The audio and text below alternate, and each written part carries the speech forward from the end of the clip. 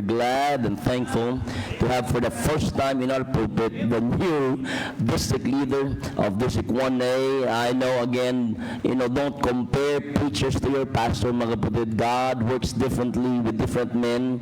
If they preach the same book, then you're in for a blessing tonight. That's why in this pulpit, Preacher Ralph De Leon as he comes and preach the word of God.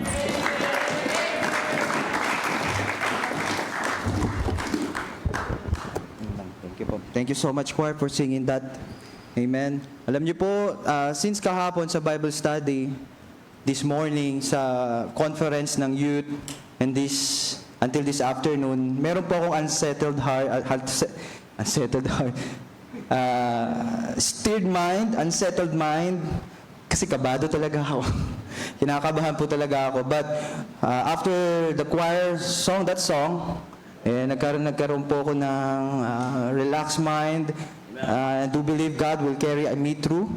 And salamat po, Pastor Ajel, for sharing this pulpit, Panginoon, just for the sake to train men in ministry. Amen. Mahirap po i-share ito pong pulpit because I do believe this pulpit is solely belong to our pastor. And this is where he operates, this is where he give the authority. So, hindi ko po minamaliit or hindi ko po basta-basta minamalit nga po yung opportunity to be here right now in your front. And before we start, even before we shoot that film, nagkaroon ng meeting ang District 1A, and all of us agreed in one point. Sabi namin, we want to be a blessing certainly this day. Amen. We want to be the one who's serving. We want to be a blessing to our pastor. He's always the one who served. No, we want to render our best, and I do believe na blessed po ba kayo? Amen. Amen. So tonight I want to discuss a certain topic po na makikita sa Book of Acts, chapter 9, verse 1 to 13. May I please call everybody to stand bilang paggalang sa ating po salita ng Panginoon. Acts 9, I'm going to read it responsibly po. Ako muna and then kayo po. And then on the last verse, we will going to read it. Acts 9, 1 to 13. Amen. Here we go. Verse 1, it said, "And Saul yet breathing out, threatening..." Alright, tama po yung ating pong... Alright. "And Saul yet breathing out threatenings and slaughter against the disciple of the Lord," which is the church that time, "went unto the high priest." Verse 2. "Desired of him letters to Damascus, to synagogues, that if he found any of the way, whether they were men or women, he might bring them out unto them. And as he journeyed, and he came near Damascus, and suddenly there shined around about him a light from heaven. And he fell to the earth, and heard a voice saying unto him, Saul, Saul, why persecutest thou me? Verse 5, "And he said, Who art thou, Lord? And the Lord said, I am Jesus, whom thou persecutest. It is hard for thee to kick against the pricks."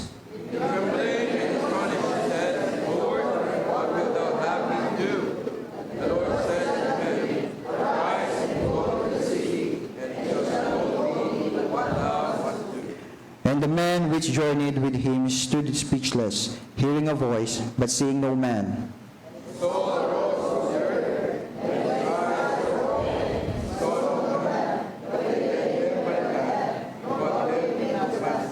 And he was 3 days without sight, and neither did eat nor drink. There was a certain disciple of Damascus named Ananias, when he said the Lord to the bishop. Ananias said, Behold, I am here. And the Lord said unto him, Go, arise, and go into the street which is called Straight, and inquire the house of Judas for one called Saul of Tarsus. For behold, he prayeth. And at the bishop and Ananias coming in, putting his hand on him, Verse 13 altogether now. "And Ananias answered, Lord, I have heard by many of this man how much evil he had done to thy saints at Jerusalem." O Lord, bless your word, O Lord. We thank you, O Lord, for this certain time, Panginoon. We are so blessed, Panginoon, having, for this morning, Panginoon, having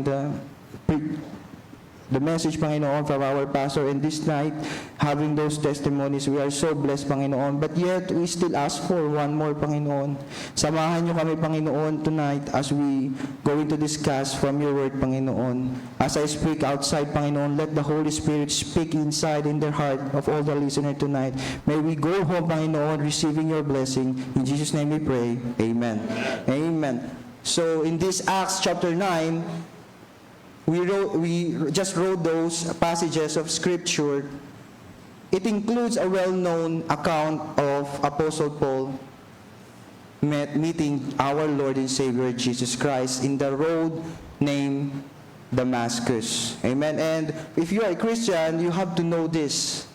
That road in Damascus eventually goes beyond the border in Damascus. It goes to the Europe, to the mission journey of Apostle Paul, planting churches, and after that going to America, and after that going to the Philippines. No? So Apostle Paul that time, he goes by the name Saul, and out of zealousness sa kanya pong religion, he seek to persecute Christian. He want to arrest. He want to kill those Christian. No? And he is blinded into believing that executing Christian, killing people, killing innocent people, is the proper act of service to God. Amen? We are so blessed, we don't have Saul in our time. No? Kapatid, Saul is a Pharisee.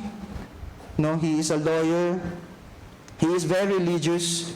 He knows, he memorized the 5 books of the Old Testament, Torah, the book of law of Moses. He is devoted man but he is not saved, kapatid. Because salvation can only be found in our Lord and Savior Jesus Christ, not in our religion, not in our works. Amen. So when Jesus Christ appeared to him in the road of Damascus, the first thing he said was, "Who art thou, Lord?" Sabi ni Apostle Paul. But I do believe he knew he was talking about. Kilala niya na ang Panginoon during that time. So when Jesus Christ appeared to him, sabi ni Jesus Christ, "I am Jesus whom thou persecutest." It is hard for thee to kick the pricks. Ano yung pricks na yun? Yun yung conviction na nasa ating puso. Apostle Paul, during that time, he knew the testimony ni Jesus Christ. Because why? He was in the present po siya doon during ng stoning or persecution ni Stephen. Stephen is the first martyr Christian.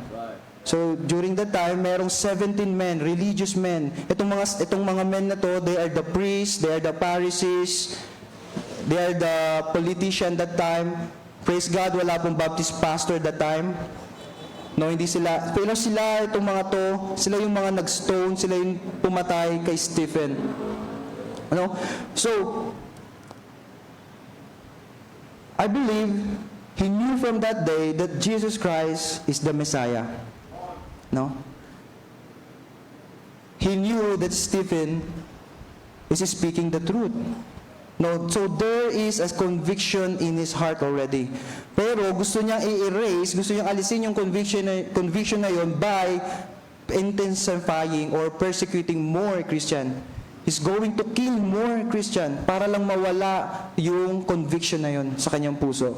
No? And if I want to ask you a quick question right now. Did God put something in your heart na gusto nating kalimutan, gusto nating quench, no? And until now you are fighting it? Folks, kapatid, don't wait until the Lord blinded your eyes. No? Apostle Paul, na-realize niya na totoo. Sumunod siya dun sa panawagan ng Panginoon kasi binulag siya ng Panginoon. And verse 6 now, sabi doon, and he trembling and astonished said, sabi na po sa Paul, "Lord, what wilt thou have me to do?" Tonight, kapatid, I want to capture that question ni Apostle Paul. Nung naniwala na siya kay Jesus Christ as our Lord and Savior, sabi niya sa Panginoon, Lord, anong gusto mong gawin ko? Tonight, I want to preach to you in the topic of, Lord, pwede po pa-open po nung ano pa. Will God use my life? Amen. So, Apostle Paul, he was trembling in fear because he did not believe and obey the first time he was convinced. Now that you are sure that Jesus Christ saved your life, and by hearing His Word, we believe the Bible, kapatid, I believe you already know that we are more than forgiven. I believe na out of maraming testimony dito na ang ating Panginoon ay nagliligtas talaga ng kaluluwa. Nagbabago talaga ng buhay. I want to ask you this, kapatid.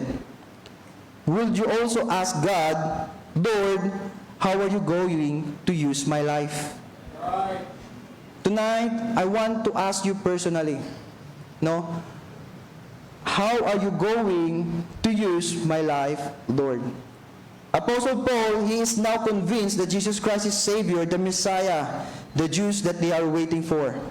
He asked the Lord, what will thou have me to do? Like the song nung kinanta po ng District 1A, actually half of the preaching is nandoon sa special number na yon. Kaya tonight, if you are watching, I encourage you to go back to that special number. Pakinggan niyo po ulit. If you are asking the Lord, katulad po ng tinatanong natin doon, Lord, how are you going to use my life? Then, let's see kung ano yung answer back ng ating pong Panginoon kay Apostle Paul. First, sabi ng Panginoon, first be under the authority of His Word. If you want to be used by God, first be under in the authority of His Word. Tinanong doon ni Apostle Paul, Paul asked God what he should do. He do not want to proceed anymore according to his tradition.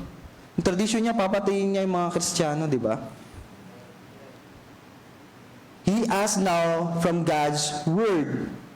Kapatid, the Word of God is the final authority of all matter and faith and practices. Right. What we do, what we practice in this church, all of it is under the authority of the Bible. Hindi po ito galing sa iisang tao lamang. Ang ginagawa natin po dito, ang ating pong pag-worship, hindi po yan nanggaling sa Vatican. Hindi po yan nanggaling sa isang lalaki na nagsusuot na parang mama na nagustong tawagin siyang papa. Yan po ay galing sa salita ng Panginoon. Mamaya po meron tayong baptism, no? Itong baptism na ito is the first ordinance in the Bible. They will be experienced what we call scriptural baptism, no? Baptism based on the Bible. Immersion in water. Kaya po nung pinapractice po kami ni Pastor Adjel, tinuturuan niya kami paano mag-baptize, no? Pinagpracticean namin si Brother Sean. Nakailang lubog po yan. Bakit? Sabi ni Pastor, labas yung ilong. Labas yung ilong. Ulit yan. Why? Because the Bible said baptism is immersion in water. And the significant is baptism picturized the death and burial and resurrection of our Lord Jesus Christ. Kapatid, meron po bang nilibing na winisikan lang, labas yung kamay? Meron po bang nilibing na binuhusan lang ng lupa? Wala po. Pag observe po tayo ng ordinance na hindi according sa Bible, you are destroying Scripture. You are destroying the gospel. Everything we do here is biblical. Everything, what we are doing, our work, is according to the Bible. And by the way, I want to tell you at this moment, and every works that we have done in this world, will be judged according to this word. Amen? Apostle Paul said, Lord, I want to serve you. Lord, what you want me to do right now? Pero sabi ng Panginoon, wait lang. You have to be first under the Word of God. Sabi sa Bible, heaven and earth shall pass away, but my word shall never pass away. Sabi niya sa Bible, for thou hast magnified thy word above all thy name. Grabe niya minagnified yung salita ng Panginoon. What we are doing here right now is not a playing church. Amen? The Word of God is very serious matter. We should not settle in mediocrity. Now, the Word of God, we should be under the Word of God because the power of His Word reflect the seriousness of the work.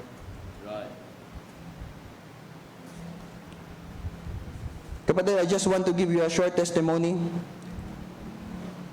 Most of you know, 5 months ago, I'm working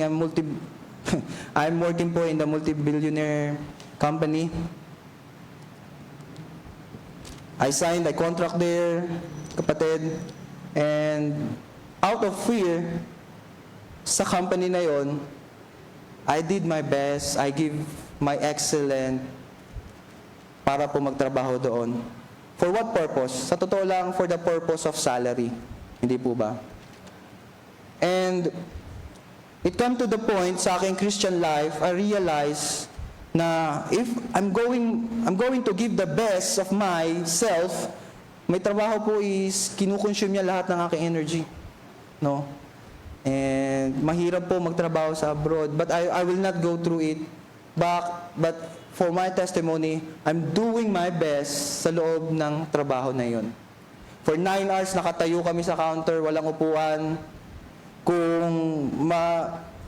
Kung yung sapatos namin hindi makinis, pwede kami pa uwiin. Wala kami sahod.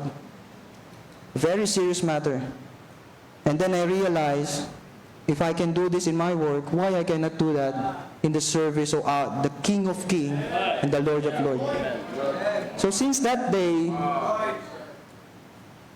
whatever I do in the church, I make it sure I did my best. No, nagkakabit lang ako dyan ng mga kable, mga Ethernet cable, naggagawa ko ng mga, kukumpanya ako ng computer, or during preaching, I joined also choir during that time, for the sake na matuto. No, I do a lot of things sa church during that time. Why? I want to serve God. I want to serve my Lord. And I don't want to settle in mediocrity. No, the Word of God reflect the seriousness of our work. Kapatid. Ang District 1 ay every Saturday, lumalabas po yung mga yan. Praise God at dahil, praise God po, kasama ko po ang aking family sa pagsiserve, which is I didn't have that one po during sa Macau. No. Napakadali po pagkasama mo yung family mo nagsiserve. Amen. Amen. Thanks God sa church na ito, na-train po sila ng halos lahat. So, actually sila po ay grupo-grupo, separately. Sila po ay pumupunta sa this area, kami dito ni Tantan, and the other, lahat po gumagalaw. Amen. Blessing po. Amen. And hindi po yung ginagawa dahil inutos lang ni pastor. Hindi po yung ginawa dahil sumusunod lang sila sa district leader. Yan po ay sinulat sa Biblia. Yan po ay galing sa salita ng Panginoon. We are following the God of our God, the Lord of Lords, the King of Kings. So number 2 now. Now, you want to serve God? Lord, I want to serve Thee. Wait, be under the authority of the Word. Then, follow the man that I will send. Follow the man that I will send. Acts 9, 10, 11, balik po tayo doon. Samahan niyo po ako sa pagbabasa. Acts 9, 10 to 11. And the thief,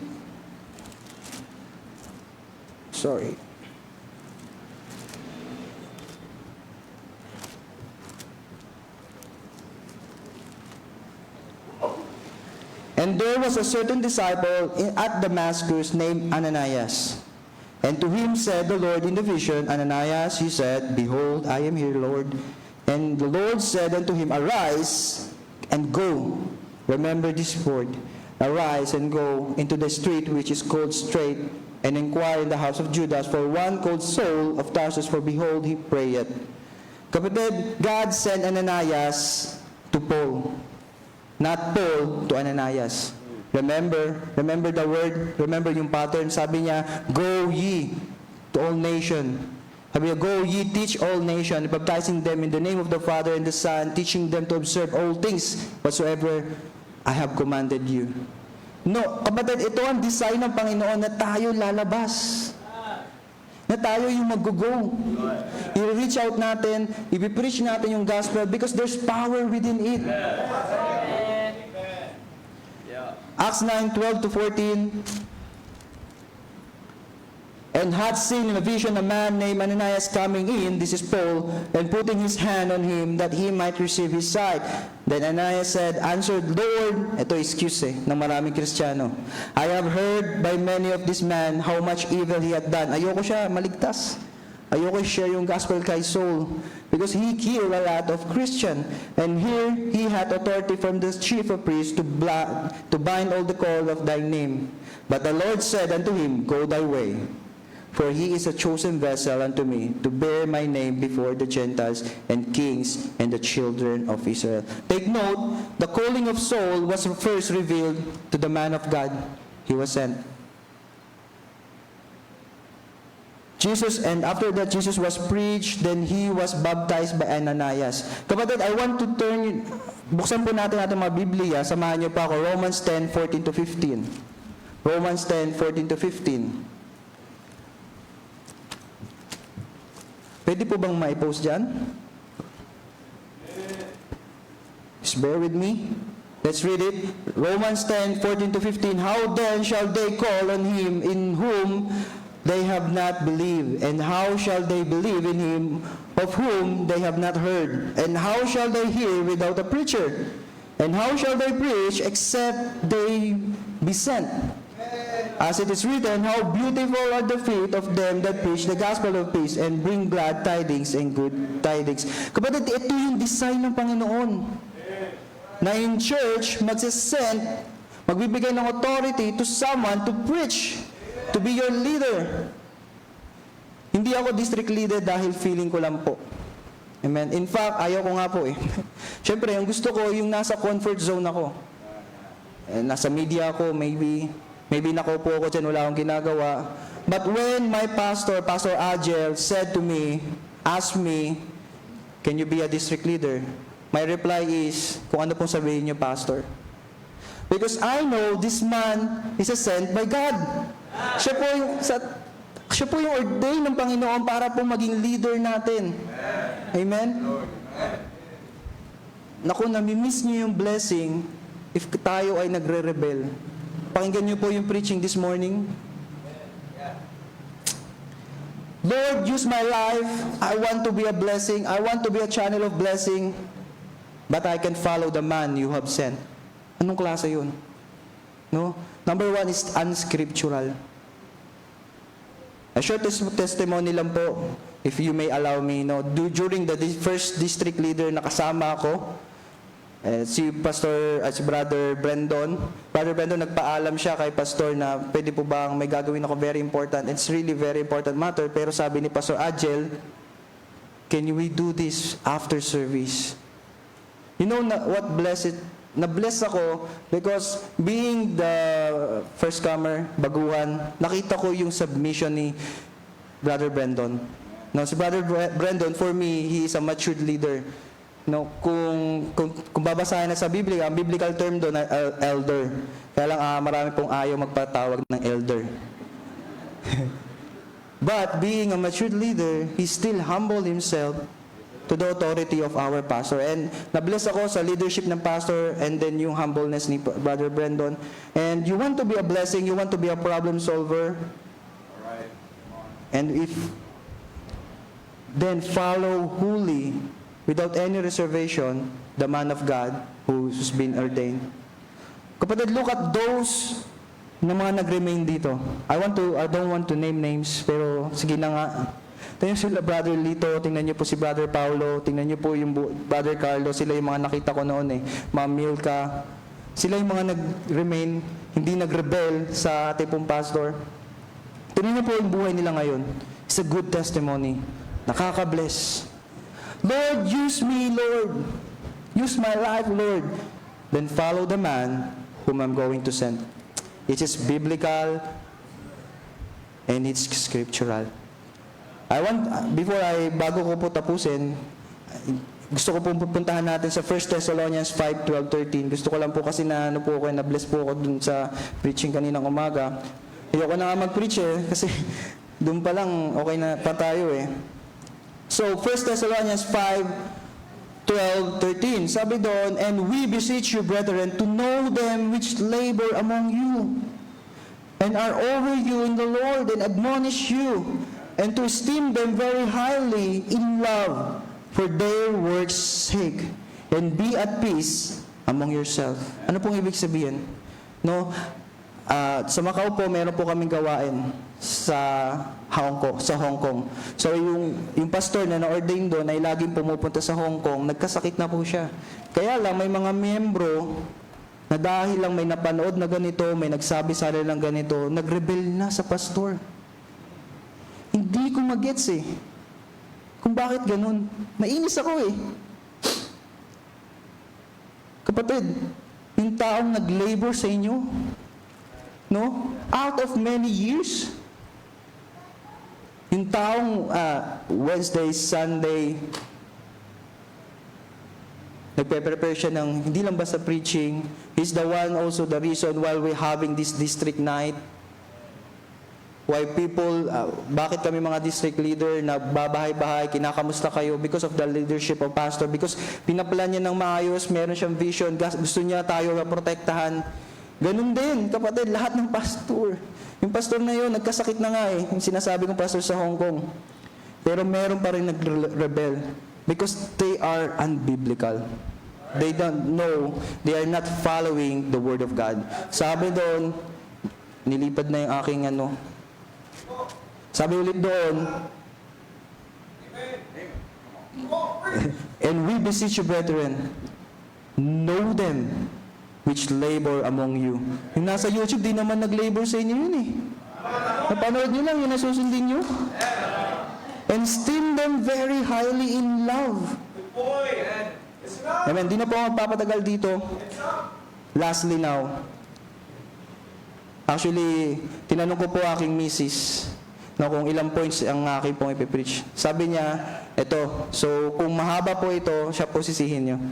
Kung may klesya naman din po yung pasalamatan nyo. But now, last point tonight. Lord, I want to follow Thee. Lord, please use my life. Be under the authority of the Bible. Follow the man whom I sent. And lastly, then join the church. Kapatid, you cannot serve God outside His will. Likewise, you cannot glorify God outside the church. Kapatid, Jesus is the head of the church. Therefore, whatever the body does, it's for the glory of the head. Ephesians 3:21, sabi doon, "Unto Him be glory," what? In the church. By Christ Jesus throughout all ages without end. Amen. That's why whenever po nag-start ako ng conversation, nagbabahay-bahay kami ng District 1A, lagi kong pinapakilala aking sarili. Sabi ko sa kanila, kinabisado ko na para bang script ko na to. Ako po si Brother Ralph, as appointed by a district leader by Pastor Agel of Board of Carpenter's House Baptist Church. At the end of that, sasabihin ko pa po yung address nito. I-check niyo ako dun sa church kung totoo ba mga sinasabi. Kaya sa mga staff, baka di niyo ako kilala. Mamaya, may pumunta dito, pinagtatanong ako.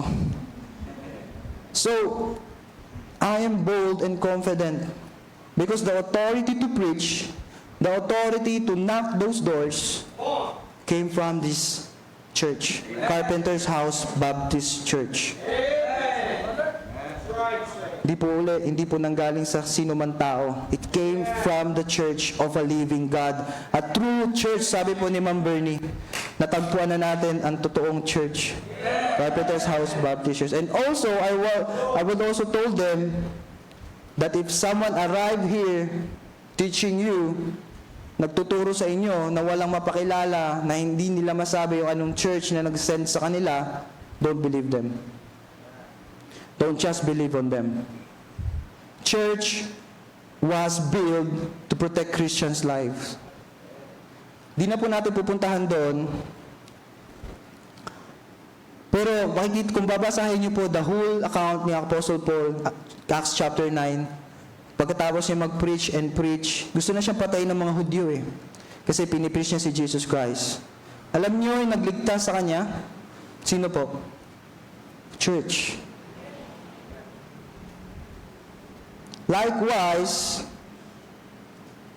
we should be thankful right in this very moment we are inside the church. You know, other people is in the hospital. No, other people right now sa mga oras na ito nalululong sa bisyo, sa casino. Right now, there is someone broken there outside. But thanks be to God, mayroong church na nagpo-protekta sa atin, nagpapalakas sa atin. The truth is, I'm still in my adjustment period po. I lived for 10 years in Macau. Hindi pa stable ang aking work. Hindi pa stable ang aking job. But I know and I'm sure and I know what I should do to serve God inside the church. Amen. To worship God inside the church. Amen.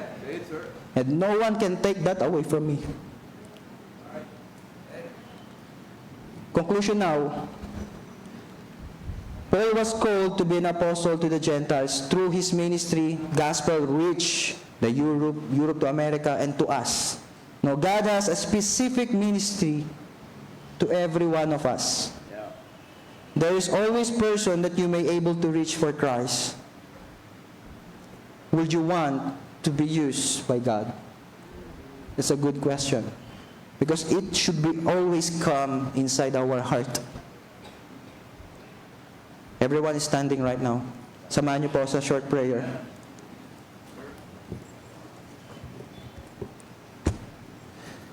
Father in heaven, we are so thankful, O Lord. Having this time together, Panginoon, teaching and learning from your word. Thank you for this church, O Lord, na laging bukas. You enable this church, Panginoon. Out of many churches na nagsara, Panginoon, you still protected this church. Thank you for our pastor. Thank you for your word na hindi po nahadlangan sa mga oras na ito. Salamat po sa ibugtong ninyong anak, Kristo Jesus, na namatay sa cross ng Calvary para po bayaran ng aking pong kasalanan na hindi ko po kaya bayaran. Lord, bless this short invitation, O Lord, while the piano is playing.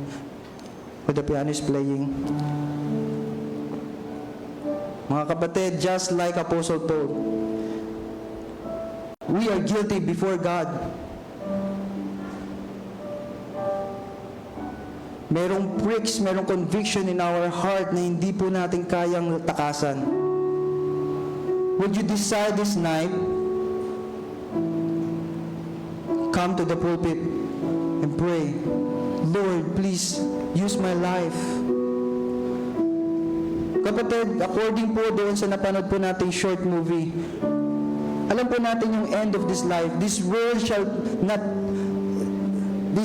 shall be end, Panginoon.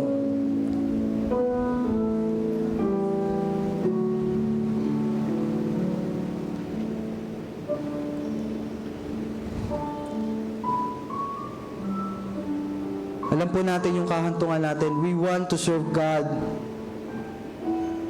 because we're going to spend eternity with Him. Hindi po with this world, hindi po sa ating trabaho. We're going to spend eternity sa ating, kasama po ang ating Panginoon, kasama po yung ating mga kapatid na narito. So why don't you serve God? Why don't you serve these people? Why don't you love them? Why don't you love your pastor? Total tayo naman magkakasama sa eternity. Father in heaven, salamat po tonight. Muli, Panginoon, you bless us. Salamat po sa leadership ng aming pastor. Dalangin ko po, lahat po na nakaluhod, nananalangin sa mga oras na ito. I-bless niyo po ang kanilang heart, Panginoon. I-bless niyo po ang kanilang po desisyon tonight. Dalangin ko po na samahan niyo po sila sa mga oras na ito that we may serve all together, Panginoon, in one banner, the banner of you and Carpenter's House Baptist Church, O Lord. We want to serve Thee, Panginoon, with whole heart, within our mind. We want to render our best. As David said, what shall I render to God? According to all benefits that we have received from you, O Lord. So right now, Panginoon, hindi po namin tinitingnan ang aming kakayanan, hindi po namin tinitingnan kung ano pong nasa aming bulsa. We just want to glorify Thee. We just want to give back what is due from Thee, Panginoon, for Thee. We love you, dear Jesus. In Jesus' name we pray. Amen. All amen. All they will say? All amen. You may be seated. Go back to your seats right now. If you're blessed ngayong gabi, say amen, clap your hands. What a joy to listen. I love each night, mga kapatid, as a pastor. Blessed to see God uses our men to preach the Word of God. But let me give you some takeaways sa akin po ngayong gabi. You listen. Could I teach you something? When whoever preaches, as you write notes, I believe God speaks to you in some specific ways. Kaya po mahalaga nagno-notes eh. Hindi nakikinig. Hindi lang nakanganga. And you're gonna forget everything. You write down.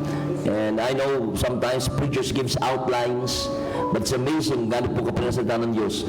One message is preached, but it has specific applications sa buhay nyo. You remember that? Yeah. Isa lang ang mensahe, isa ang principle, pero you listen to that, God speaks specifically into your lives.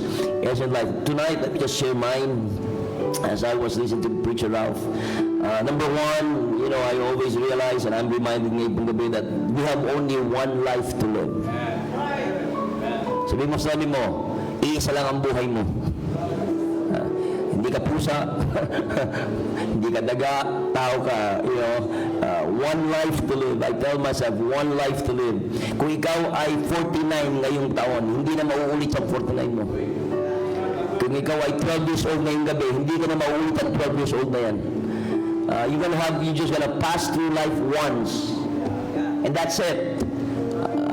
Three things you cannot return sa buhay ito. Tatlong bagay hindi mo kayang ibalik sa buhay na ito. Panahon, salita, buhay. Pwede mo ibalik ibang bagay, pero panahon, salita, buhay, you cannot bring it back. And I was listening to that. That's my takeaway. As I was listening, I was writing the notes. We must be under the Word of God. Kaya nga yung ating pong buhay dapat nasa salita ng Diyos. Under the Word of God. You don't just listen on Sunday. Thank God for preaching Sunday. Pero every day, you read your Bible. You pray. Listen to God's leading your life. My second takeaway tonight in the preaching was when he was talking about follow the man I will send. And you see, si Paul ay leader. You know, he's a lawyer, he's a leader, he's a Pharisee. Basahin nyo, it's a great story. If you know the story, ma-appreciate mo yung preaching about Paul's life. Sobrang dedicated siya sa kanyang reliyon. To the point na pinapatay niya yung mga umaalis sa kanyang reliyon. Ganun kasi seryoso si Paul. Pinapatay niya yung followers. Napaka-seryoso. Leader siya. Pero anong ginawa ng panahon sa kanya? He learned to submit to authority. Kaya nga pag binasa niyo Book of Romans, Paul talks about authority. Naunawaan niya kasi yan. In all our life, we need authority in our lives. A life without authority is anarchy. At yung pong panahon natin ngayon, ayaw natin na may nagsasabi sa atin, sinisita tayo, sinasabihan tayo, tinatrain tayo. Human nature yan. Human nature is rebellious. But also, the point is, tingin si Paul, napakaseryoso nung siya'y bago nakakilala sa Panginoon. Pero nakakilala sa Panginoon, dobling seryoso siya to the point na iniwan niya lahat para sa Panginoon. And I'm wondering tonight, maraming Kristiyano ngayon, bago naligtas, napakadeboto sa kanilang reliyon. Napakadeboto. Sister Bernie nga, nakilig ako eh. Tuwing Wednesday, kahit na bagyo, kahit na ulan, naandun sa Quiapo, sa Naaluhod. napakaseryoso sa reliyon upang makapagbigay yan. Yung meron akong kaibigan this week, iba yung sa isang reliyon, bago magsimba may ino-offer, yung mayayaman muna, yung mga nauna ibinibigay sa pari, yung gano'n, may alak, yung mga inumin niya na pagkatapos, ang mamahal. Grabe, gumagastos tayo. Pero nakabagtaka, maraming Kristiyano pagkatapos naligtas. Isipin niyo yun. Yung hindi ligtas, napakaseryoso sa reliyon nila. Walang absent sa simbahan nila. Walang absent, kahit napakalayo niyan. Yung Balaklaran, andun yan. Nung nasave, mga 2 minuto na ang layo sa simbahan, hindi makasimba. You have to take it. I'm not trying to, think about that. This is spiritual truths you have to understand. Kaya sabi ni Paul, sinaligtas, kung gano'n siya kaseryoso bago siya naligtas, naligtas siya, kaya gano'n kaseryoso po, naunawaan niya yung biyaya ng Panginoon sa buhay niya. Kaya sabi niya, kung ako'y seryoso nung ako'y hindi ligtas, na walang katiyakan ng langit, sira ang buhay niya, he was doing the wrong thing. Sabi niya, ngayon alam ko na katotohanan, mas lalo siya naging seryoso. Mga kapatid, I always tell people, church is this generation, like we emphasize, pag hindi tayo careful, lalo mga leaders, sa mga adults, pag hindi natin pinakita sa panahon sa ating mga anak, na seryoso ang gawain ng panahon, hindi kasi seryosohin yan. Kanina nga, sinabi ko, may meeting kami, and I know, December 24, naku, Pasko yan. Maraming hindi makaka-attend. Dapat nga tayo umattend, kasi nga, hindi yan dahil Pasko, hindi Pasko. Yan ay sa Panginoon. And I know, sometimes nagagalit ibang mga members sa akin. Sobrang naman killjoy si pastor. Sino bang gusto mag-preach pag 24? Sino bang gusto mag-preach? Kayo lang mamamasko ko, hindi. Diba? Pag pinag-usapan itong aluwan, sino bang ayaw ng aluwan? Panginoon, pasensya na, December 24 at December 31, absent muna kami sa church, ha? Ganun ba? And I tell people, mga kapatid, listen. Look at Paul. I was reminded again, Brother Rob was preaching. He was very serious. And I pray we realize, if we got saved, we must be more serious in serving the Lord. We must be more faithful in serving the Lord. Sabi nga sa iba, bago ka naligtas, magkano ginagastos mo sa alak, sa babae, sa inom, sa gala, sa lahat. Ngayon iligtas ka na, nagastos mo ba yung ganyang gastos sa Panginoon? Praktika lang po. Magkano ang ginagastos mo mga kapatid sa layaw ng mundo, sira pa buhay mo, may hangover ka pa kinabukasan, mag-away pa kayong mag-asawa, walang kainin yung mga anak mo kasi binisyo mo. Tama? Amen. Kung ngayon ligtas ka na, diba, blessing mga kapatid, hindi ka lang ligtas, maayos na ang buhay mo. Ngayon, yung natipid mo dahil sa kaligtasan mo, naibigay mo ba sa Panginoon yan? Isipin natin din yun. And lastly tonight, that's my take. I don't know what's your take. I hope you're listening to the preaching, mga kapatid, not just watching. And I raise mga kapatid, and I put here in my notes tonight. The church is not needed for salvation. Hindi po nagliligtas ang simbahan. Pero kailangan ng simbahan ang mga ligtas. Amen. I've said this morning. Hindi po kailangan sa kaligtasan ng simbahan. Church is not needed for salvation because salvation is only in Jesus Christ. But Jesus built the church for 2 things. For the church to proclaim the gospel. Kaya po ang church na ginagsusulbiling, hindi yan ang purpose ng church, ng Panginoon sa church. A church that does not win souls is a dead church. Kaya po a church should support missions. Why? Because we have been given the commission to go into the world. The church is not the message of salvation, but the church brings the message of salvation. And the church that does not win souls and bring the gospel, we missed it. But also, we have to understand this. The church was given by God to keep His people serving and living a saved life. May kwento ako sa inyo, Brother Ronald, Sir Bernie, nagdito kanina, bago siya naligtas, nalulong siya sa slot machine sa casino. magkukumpisal po ako sa inyo para alam nyo, hindi mo ako nagkakasino, pero nakapasok ako sa casino ngayong week. Okada. Laki na Okada. Huwag niyo nang talong ba't ako nakapasok. Hindi po ako nagkasino. Meron po akong special task. Meron po akong... pero tinitingnan ko po yung mga tao doon. Grabe. Grabe yung mga tao doon. Hindi ko alam. Maghapon ng iba doon, hindi pa nauwi, hindi naliligo. Andun. Slot machine. Naghihintay bumaksak yung mga pera doon sa slot machine. Pinanonood ko. Ang baho ng buong area. Hat amoy sigarilyo. At naninigarilyo. Hindi na ako tumagal. Ay gusto ko, blis na ako. Hindi na ako tumagal. Pero pag mapasok ako sa isang bagay, ina-observe ko, ang bihira. What's in there? Ano yun? What joy do you get there? Dito ko yung mga tao talagang dilat na dilat. Iba, maitim lang mata rito, pero dilat na dilat. Dilat nga, maitim lang yung kung ano-ano. Alam mo, sabi ko, pero pag uwi nun, isang araw nga, doon naman kami sa may resort world, hindi naman ako sa casino ko. Meron doon sa parking lot, may isang sasakyan. Mga ilang balik na ako doon, tagal na. Tinanong ko yung guard, yung sasakyan Fortuner, ang alikabok na, flat na, may tire lock na. Sabi, obviously matagal na doon. Sabi sa guard, ba't kayo sir, iniwan sa dito, tagal na siya, mag-iisang taon na rito. Ano nangyari? Hindi ko alam sir eh. Makaparking dito, isang taon na. Sabi niya, pero malamang siya natalo sa casino yan. Nahiya na iniwan na yung sasakyan.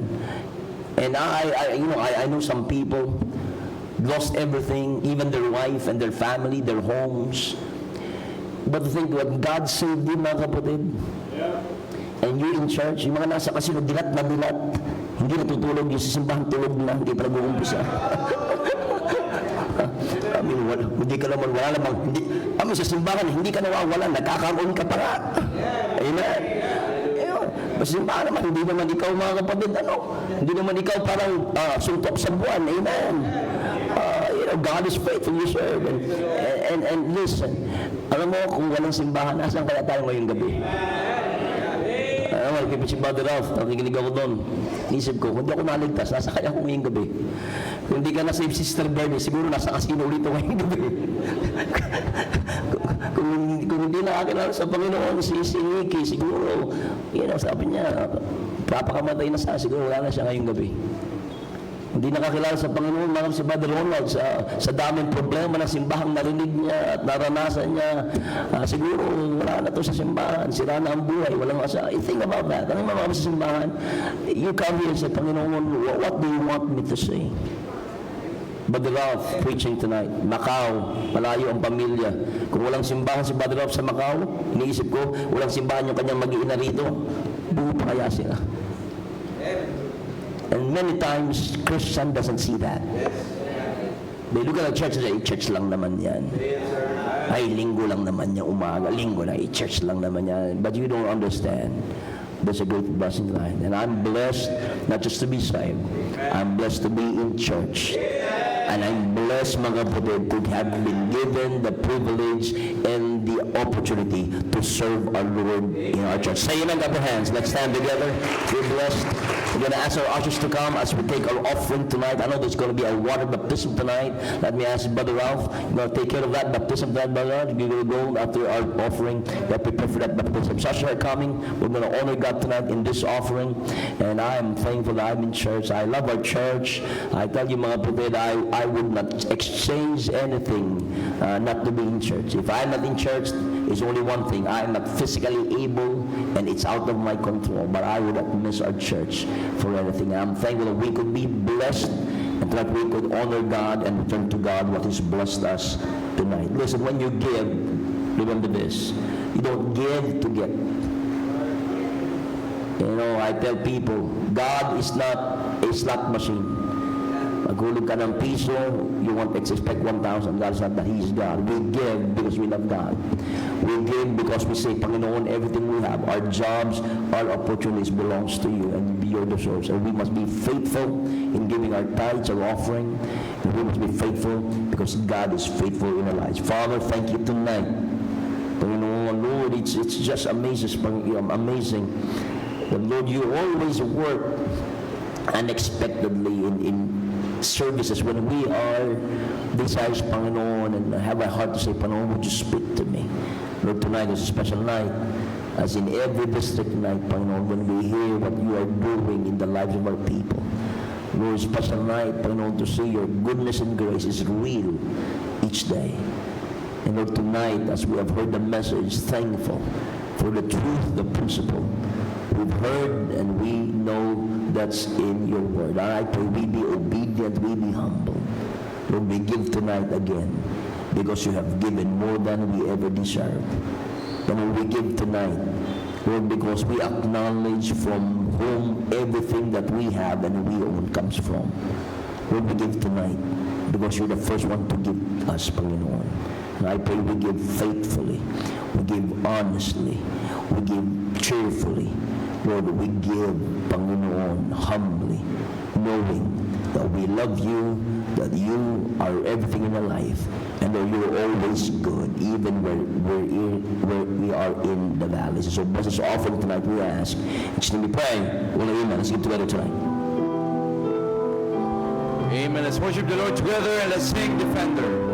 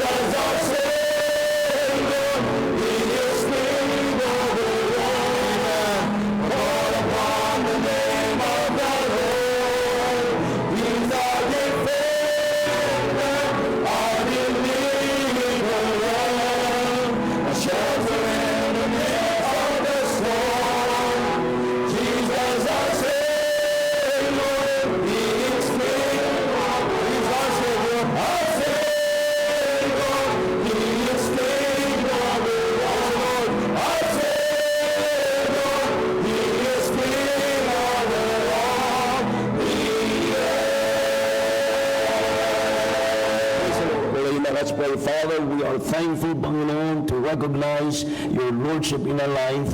Panginoon, you are truly the King of not just the earth, you're the King of our lives and our hearts. And I pray, we acknowledge, Panginoon, that you're not just our Savior, you're our Lord. And I ask, Panginoon, that you just bless our people.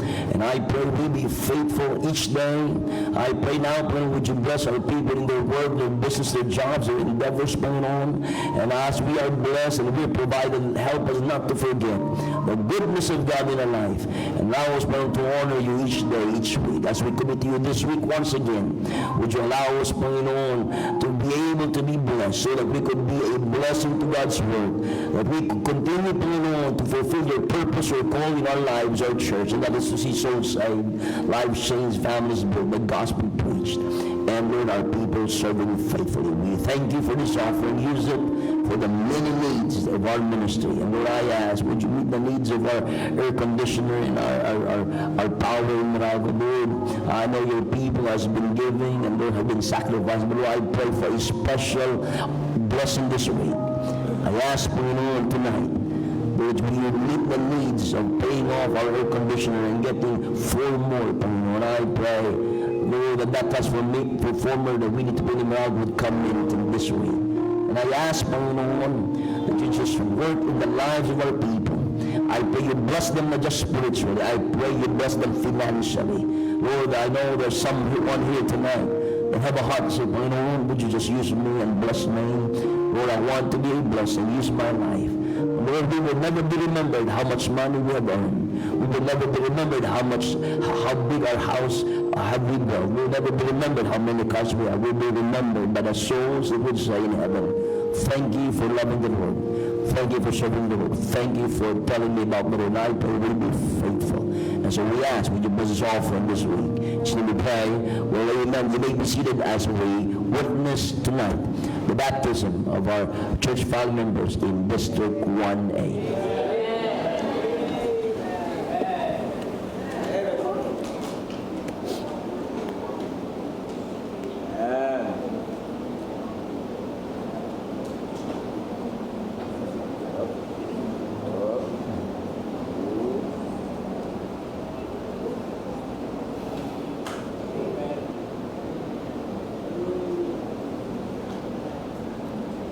Nanay Lilia, according to the profession of your faith, and by the authority given to me by Carpenter's House Baptist Church, I baptize you in the name of the Father, and the Son, and the Holy Ghost.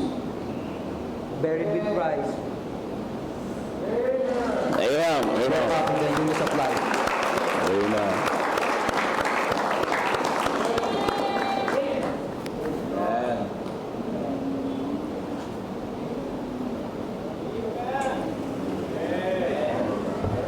What did you say? Well, you know what a joy tonight. Give a hand to District 1A. You've been a blessing tonight. And I pray tonight, Mike, is going to motivate us.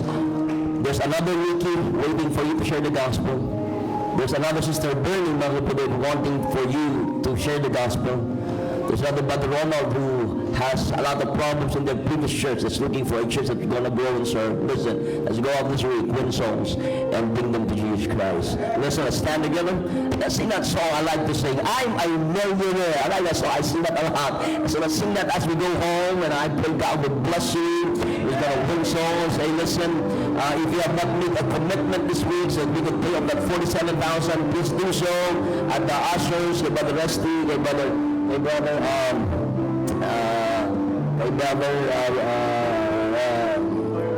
I'm missing out. Marlon, believe me, this week, 47. I don't know how much was committed this morning, but I pray we fill that this week and finish that with tonight. By the way, we're going to announce, we pray for Brother Ronel, Sister Eka, that we married December 5. Want to pray for them and encourage them. We're glad to have our missionary. It's the last Sunday of this month. Preacher Alvin Haya is with us this morning. Tonight, give him a hand. Working with bonds, going to give us an update with Brother Jason. And again, may announce ako. Wala, bago tayo kumanda, I'm a millionaire. Pagkatapos ng service kayo ng umaga, may nag-aabang sa akin dito sa likod. Kaya pa siya talagang kausapin. Sabi ko, pwede naman. Sabi sa taas, makikam sa taas. Ba't parang handa kayo magmarites ako ngayon? sabi sa akin, Pastor, may papaalam ako. Ano yun? Pastor, di ba, nag-usap tayo, Pastor, di ba, hindi ba dapat mahaba ang engagement? Dapat magpakasal na agad?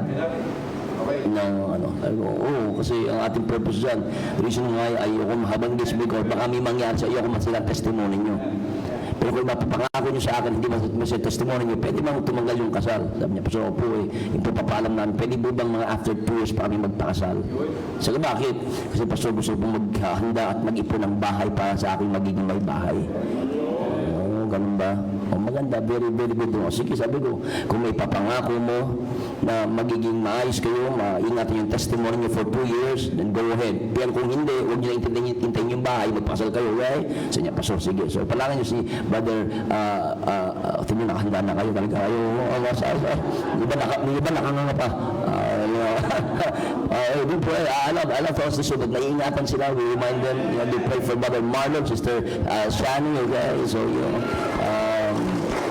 Brother Marlon, bilang lalaki, as my Pastor, pwede bang 2 years kami, maghahanda muna kami para magkaroon kami ng bahay sa La Jolla. Maganda yan, malapit sa simbahan. I like that, Tapos ng bahay na malapit sa simbahan. So they're praying for La Jolla. So we want to pray for them, makaipon sila. Pag 1 year lang, nakapagbahay na sila, pwede silang magpakasal. But we want to pray for them, and I love our young people serving the Lord, and we want to be a blessing to them. Say that song, I'm a millionaire. We'll go home and have a great time, and you will say, say that song. Amen. Let's sing together with your voice. Amen. You know the song. Let's sing loudly on the face now. I am not a child of God. I'm in Christ Jesus now. Let me be there to walk beyond compassion. So I hear a prayer so long. Really, this shall be my song. I'm a happy millionaire. I'm a millionaire.